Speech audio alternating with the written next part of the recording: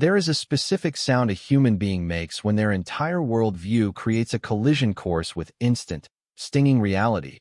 And for Patricia Vance, that sound was a high-pitched, operatic shriek echoing down Oaken Way at 7:14 in the morning. Picture this, a grown woman, the self-appointed queen of our suburban kingdom, sprinting in designer pumps that cost more than my first car, arms flailing like a windmill in a gale, while a guided swarm of angry hornets turned her morning routine into a scene from a disaster movie.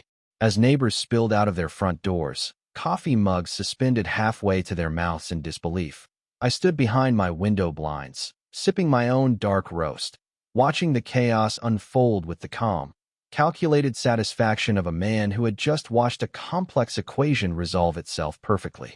Every sting she took was a receipt for a debt she'd accrued over months of terrorizing Silver Creek Sanctuary. But to understand why an aerospace engineer like me would weaponize nature against a middle-aged woman in a white Range Rover, we have to rewind the clock, back before the Hornets.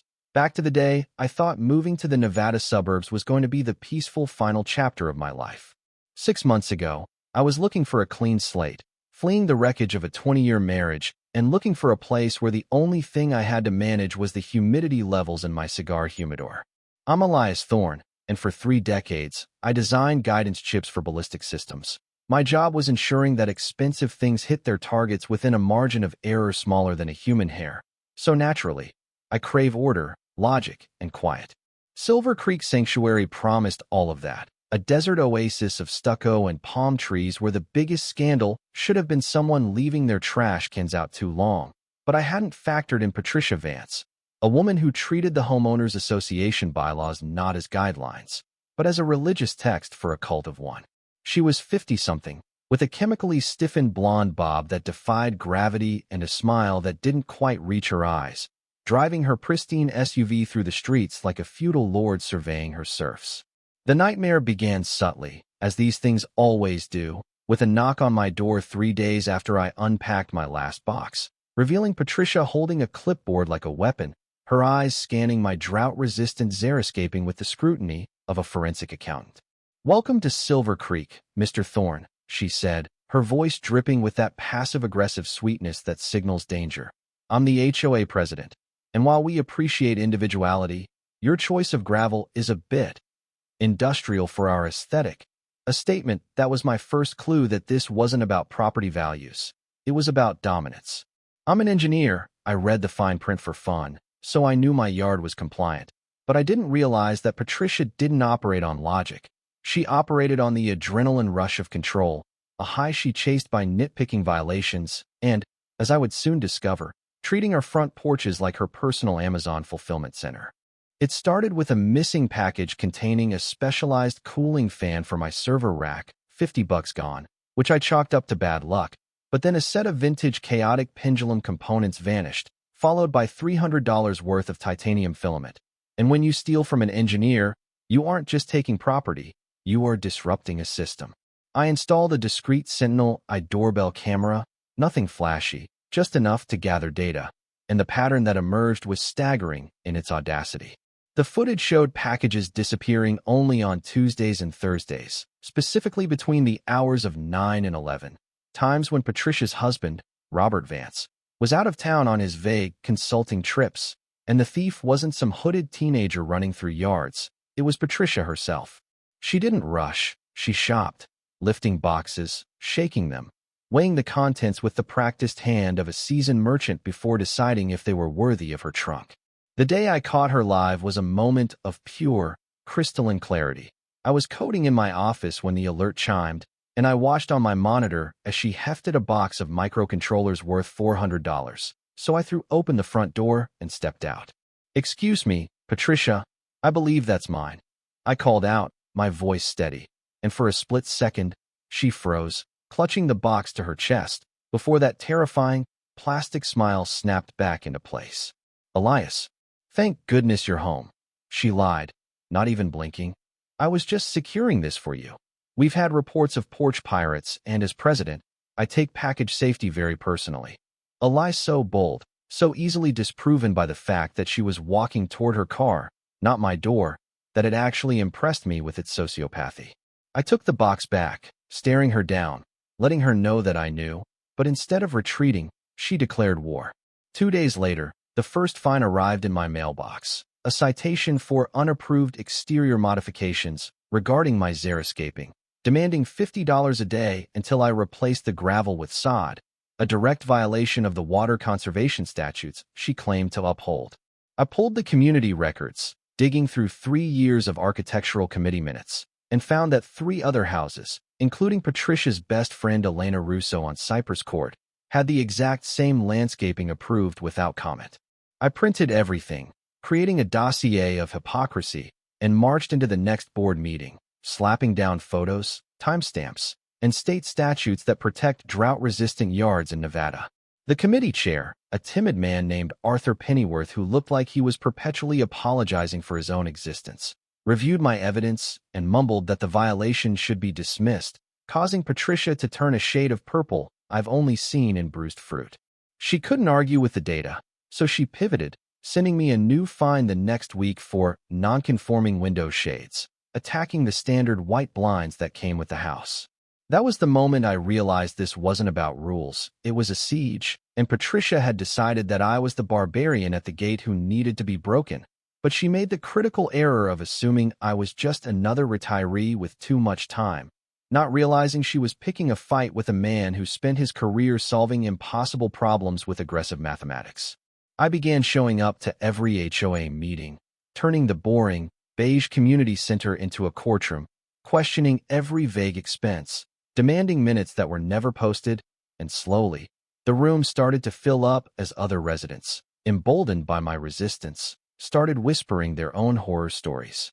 The Abernathy's, a sweet elderly couple down the street, told me they hadn't received their grandson's medication deliveries for 2 months, and Elena Russo, who I thought was Patricia's ally, confessed she'd lost jewelry shipments that tracking said were delivered. When I brought up package security at the meeting, Patricia slammed her gavel, shutting down the discussion with a sharp, "This is not a forum for personal grievances, Mr. Thorne," effectively silencing the room. But her eyes darted around with the frantic energy of a trapped animal. I knew I needed undeniable proof, something beyond a doorbell cam that she could claim was grainy or out of context. So I upgraded my arsenal to a 4K cellular backup system with cloud storage that she couldn't delete if she hacked the local network. I started baiting the hook with decoy packages, high-end boxes for expensive electronics that were actually filled with sand or scrap metal, conditioning her, training her like a lab rat to associate my porch with high-value rewards. And then, the breakthrough happened. A notification on my phone at 2:45 p.m. on a Tuesday, capturing Patricia in high definition walking up to a package labeled with a hazardous materials warning, which was actually just printer toner, weighing it, looking over her shoulder, and marching it straight to her white Range Rover without even a pretense of checking the address.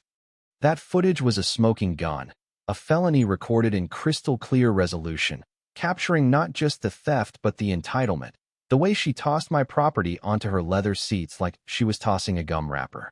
I drove straight to the precinct and met Detective Miller, a man with tired eyes and a skepticism born from 20 years of dealing with suburban pettiness. But when I played the video, his eyebrows shot up. He ran a quick check on local pawn databases and online marketplaces, and within 20 minutes, we found it. An account called Vance's Vault, on a popular resale site, listing dozens of items that matched the police reports from our neighborhood: brand new electronics, designer clothes, unopened medical equipment, a digital storefront built on the stolen goods of her neighbors. But the justice system is a slow, grinding machine, and the district attorney, looking at a first-time offender with standing in the community, offered a slap on the wrist, restitution, and an apology, which Patricia, in her infinite arrogance, rejected, claiming the video was deep-faked, and hiring a lawyer to send me a cease and desist for harassment. She escalated the conflict to nuclear levels, calling an emergency HOA meeting to propose a ban on his surveillance devices that infringe on privacy, a transparent attempt to blind us so she could rob us in peace. The meeting was packed, the air thick enough to choke on, and when she started her speech about neighborly trust, I stood up, connected my phone to the projector, and played the raw footage of her stealing from the Abernathy's, creating a silence so profound you could hear the hum of the refrigerator in the kitchen. "That is a violation of my rights," she screamed, trembling with a rage that looked suspiciously like fear. But Detective Miller stepped out from the back of the room, looking unimpressed, and informed her that actually, theft was a violation of the law. You'd think an arrest would humble her, but Patricia Vance was fueled by a vindictiveness that defied logic. She made bail and unleashed hell, filing complaints with the county claiming I was running an illegal aerospace manufacturing plant in my garage, reporting me to the IRS for unreported consulting income, and even calling Adult Protective Services claiming I was hoarding explosive chemicals near children. It was a barrage of paperwork, a death by bureaucracy strategy designed to drain my savings and my sanity, forcing me to hire Samantha Cole, a shark of an attorney who specialized in abusive litigation and knew exactly how to dismantle a bully. Samantha filed a countersuit, but the real damage came from Arthur Pennyworth, the timid accountant from the board who had been quietly crunching numbers in the background while the chaos unfolded. "Elias," he whispered to me over coffee, his hands shaking as he laid out spreadsheets. "The packages are just the tip of the iceberg. Look at these consulting fees." He pointed to recurring payments totaling nearly $70,000 over 3 years to a company called Silver Creek Solutions, a vendor that didn't exist in any state registry, but shared a bank account address with Patricia and Robert Vance. She wasn't just stealing deliveries. She was embezzling our dues, funneling money meant for pool repairs and security upgrades into her own pocket through fake invoices for community wellness audits and landscape consulting. This revelation shifted the ground beneath our feet.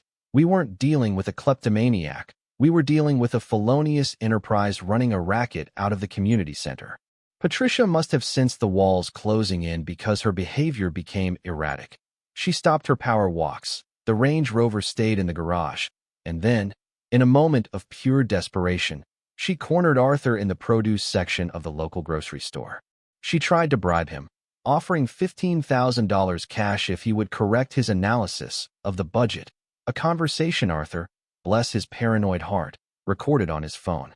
That recording was the nail in the coffin, elevating the case from theft to witness tampering and bribery, federal crimes that carry prison time, not just probation. But I needed a finale, a way to visually demonstrate her guilt to the few remaining holdouts in the neighborhood who still believed her victim narrative. So I went back to my roots, to the engineering that she mocked. I designed the ultimate bait package, a box that looked like a high-end delivery from a tech company, weighted perfectly, labeled with priority shipping stickers. Inside, I didn't put a bomb or glitter.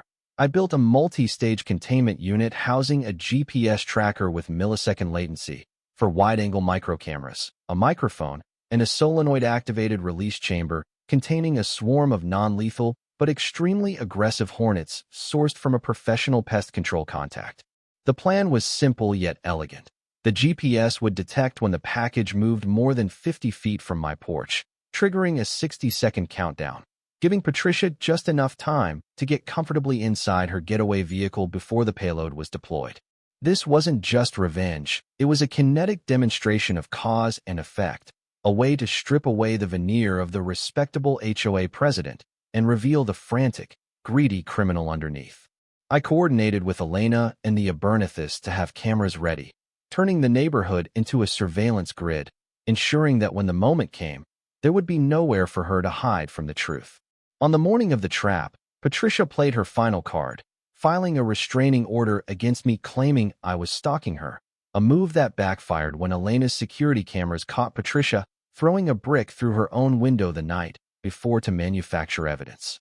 Detective Miller was practically giddy with the mounting evidence, but he agreed to let the sting operation proceed, positioning his unmarked car down the street. I placed the package on the porch at 7 a.m., the morning sun glinting off the tape, and waited, heart pounding not with fear, but with the adrenaline of a countdown, watching the monitors as the white Range Rover slowly, inevitably, rolled down the street like a shark smelling blood in the water. At 7:38 a.m., the trap was sprung. Patricia pulled up, scanned the street with paranoid intensity, and committed to the act, marching up my driveway with the entitlement of someone who believes they are untouchable. She grabbed the package, her eyes lighting up at the weight of it, imagining the resale value, and carried it back to her car, tossing it onto the passenger seat and slamming the door. Inside my office, I watched the GPS telemetry turn red, movement detected, timer initiated, and I counted down the seconds, 59, 58, imagining the servos inside the box engaging, the latch releasing, the angry hum of nature's own riot police waking up in the darkness of the box. The explosion of chaos was immediate. The internal cameras captured the moment the lid popped open and the swarm filled the cabin of the Range Rover, turning the luxury interior into a buzzing nightmare. Patricia didn't just scream. She produced a sound that transcended language, a primal rejection of her circumstances, as she scrambled out of the driver's side, batting at the air, the package tumbling to the asphalt. She ran, abandoning her dignity, her car, and her stolen loot, sprinting down Oaken Way while the Hornets, confused and agitated, gave chase, a visual metaphor for the consequences she had been outrunning for years finally catching up. Detective Miller stepped out of his car, not to help her evade the insects, but to arrest her, waiting until she had exhausted herself swatting at the air before slapping the cuffs on her swollen wrists. The community meeting that night was an exorcism. Every seat was filled, the air electric, as we projected the footage of her flight alongside Arthur's financial graphs, showing the direct correlation between her greed and our empty reserve funds. When I stood up to speak, I didn't need to shout. I simply pointed out that we had allowed a bully to rule us because it was easier than fighting back, but that apathy had cost us nearly $70,000 and our peace of mind.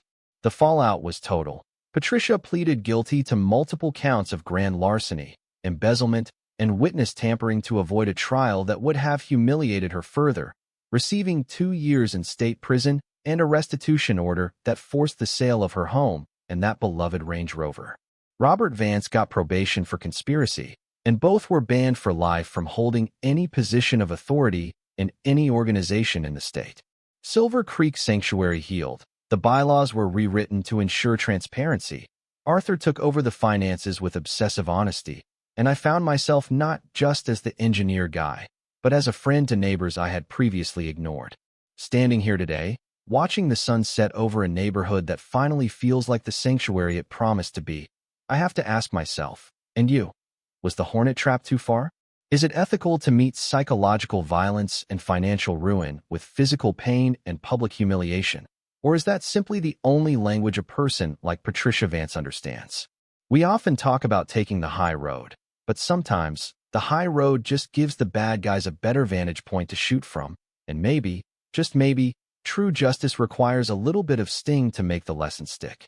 Tell me in the comments, would you have rigged the box, or would you have let the lawyers handle it? Don't forget to like and subscribe for more stories from the trenches of suburban warfare.